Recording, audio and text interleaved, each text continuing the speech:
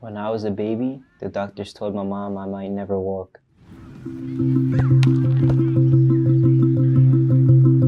I am from Guatemala. My family is also from Guatemala. I'm really connected to Guatemala, and I have it in my vein because I feel like some people that come from other countries, but they don't speak the language, aren't really connected. But me, I speak Spanish and I'm bilingual, so I feel like that really makes me connected to where I come from. To Guatemala, soccer means it's like the main sport they play there, because every other sport doesn't really exist or isn't really as famous as soccer over there. Over there, every place you go, there's usually a stadium or a soccer field, even if it's a dirt soccer field. And it's something that brings joy to the whole country. Soccer impacts me in a way where I feel as it's a freedom, like it's a place where I forget about all my worries, my stress, because during some times in my life I had really hard times, and just to step on the field with a soccer ball and just practice alone outside helped me a lot. I joined a club named Lobos. It wasn't a club, but it was a community team full of Hispanics.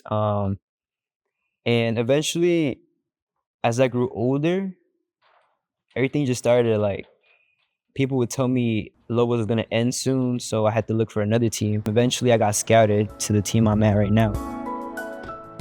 And my teammates on my team are usually all around. So some are from Northeast, some are from Germantown, some are from Upper Town. Like me, I'm from South Philly, and others are from the suburb. So the neighborhood team that he was in, it wasn't as competitive or as serious, right? The demands weren't the same.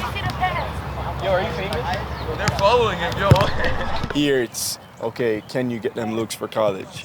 You know what I mean? Can you get them looks for different teams, right? Because a lot of them, they're inspired to be professional athletes, right? So I think the demands just in general with what he was from, with this is night and day. What sets me apart is me being Hispanic. There's not many Hispanics on the team. And also my age. My age really makes me different from everybody else because everybody else is like 16, 17, and I'm the only 15-year-old. It's too much pressure on you because everybody else is like way bigger, way stronger, and way faster than you, but you just have to be there because of your talent. So there are things like that that are challenging in its own way that I think he's adapted to, and I think that's what I mean by the difference in levels that he's been to and where he's at now. I know he's been going through some things with his family, right? And I always tell him to stay strong.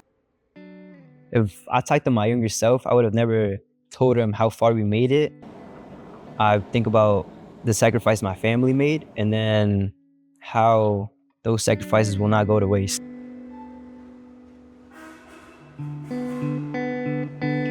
My mom came to America. She got pregnant with me, so it was really a difficult time for her. They told her I was premature, so I was going to come out at 7 months. But I had to stay in the hospital for a couple weeks. And after they told my mom I could go home with her, they found out that apparently I wasn't going to be able to walk. My mom was really stressed out and worried about me. And after time went by, she noticed I started crawling. And she told the doctors, and the doctors checked my legs and everything. And apparently I came out good. Like that was a miracle. I didn't have any issues with my legs, and I was going to be able to walk as a normal person. My dad started taking me to the field, and that's when I started playing soccer. And the reason why my father really influenced me is because in his teen years, he loved soccer, but he never had the support I had. My grandparents never gave him the freedom or the support he wanted for him to continue his soccer career. So he felt like he wanted to pass that on with me. He wanted to be the parent he never had. So whenever it comes to me playing soccer, he's always there for me. He's always supporting me. And I feel like with all that support I had as a young kid, I feel like I wanted to play soccer my whole life. Some advice that he really told me was always remember why you're doing it and what you had to go through to get where you are. And usually when I play, I have to go through racism. A lot of people try to get in your head, but the way they get into your head is by bringing up where you're from. It really like affects me on the field. When we played against a team called Philadelphia Soccer, we were winning 1-0. I scored the goal, but at that time, the kid that was defending me had a lot of he was just insulting us the whole game. But I just kept ignoring him. But at a point, he just started calling me names like Hispanic names like Diego. He's off. I felt disrespected. I wanted to do something, but my coach told me to keep my head cool. He's a guy who I depend on a lot to get us goals, to get us assists, to play make, to take some risk up top. Emerson is a very unpredictable player. Right? He's an attacking player, which unpredictable is key for his position, especially. He's a kid who tries a lot of stuff. It may work, it may not work, but he always tries. And I think for him, the sky's the limit. Whatever he decides to do, I think he's able to do it because in soccer he has a talent, right? And he works hard. I've had many people tell me that I wouldn't be anything as I grew up. I always had people doubting me.